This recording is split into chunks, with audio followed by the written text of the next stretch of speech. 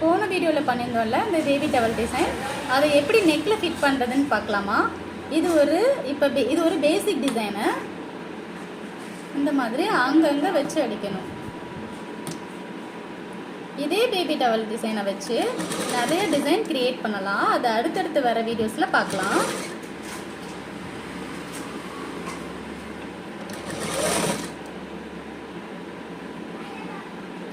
அந்த டிஸ்டன்ஸை கரெக்டாக பார்த்து எடுங்க.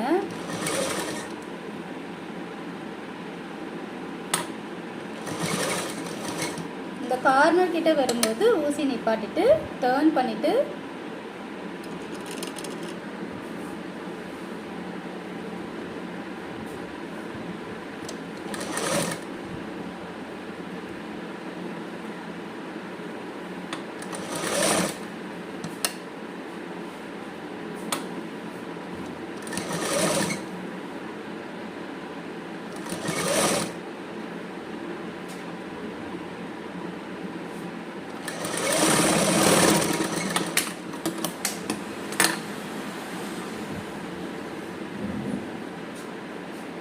அவ்வளோதான், நெக்கில் அடித்தாச்சு.